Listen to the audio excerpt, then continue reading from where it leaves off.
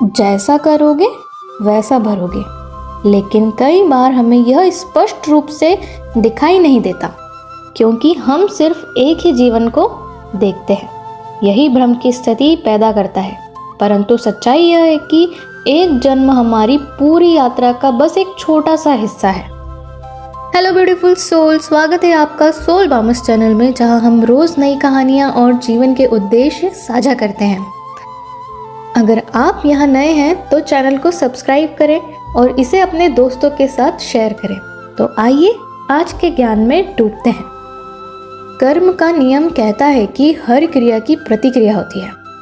अनगिनत जन्मों में से हम अच्छे और बुरे कर्मों का एक भंडार जमा करते आ रहे हैं, जिसे संचित कर्म कहा जाता है, और यह चक्र चलता ही रहता है। बीते कर्मों का फल भोगते हुए हम नए कर्म कर बैठते हैं, जिससे हमें और जन्म लेने पड़ते हैं। अगर यह चक्र अंत है तो इससे मुक्त कैसे हो? इसका एक ही उपाय है, ईश्वरीय अनुग्रह।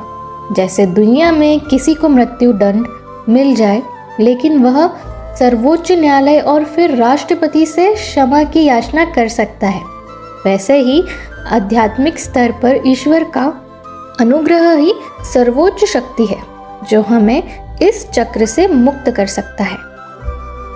भगवत गीता के 18वें अध्याय के 66वें श्लोक में कहा गया है, सर्वधर्मान परित्यज्य मामकेय शरणं व्रज, अहम त्वा सर्व पापो भयो मोक्षयिष्यामि मा शुचः। अर्थात सभी धर्मों को छोड़कर मेरी शरण में आओ, मैं तुम्हारे सभी पापों का नाश कर दूंगा, भय मत करो। अब सवाल उठता है समर्पण का सही अर्थ क्या है? क्या यह दुकान पर श्री कृष्ण शरणम मम का स्टिकर लगाने से हो जाता है? क्या यह सिर्फ रात को सोने से पहले भगवान का नाम लेने भर से हो जाता है? नहीं, सच्चा समर्पण एक आंतरिक अवस्था है। हमारी चेतना की पूर्ण परिवर्तन, हमारे शास्त्रों में इसे 6 भागों में बांटा गया है। समर्पण के 6 स्तंभ कुछ इस प्रकार हैं। पहला, जो भी आध्यात्मिक उन्नति के लिए हितकारी हो उसे अपनाना। दूसरा, जो भी बाधा पहुंचाने वाला हो उसे त्याग देना। तीसरा, यह विश्वास रखना कि ईश्वर हमारी रक्षा करेंगे। चौथा, भगवान को ही एकमात्र शरण मानना। पांचवा, अपने आप को पूर्ण रूप से ईश्वरीय इच्छा के अधीन कर लेना। छठा, और संपूर्ण विनम्रता के साथ जीवन जीना।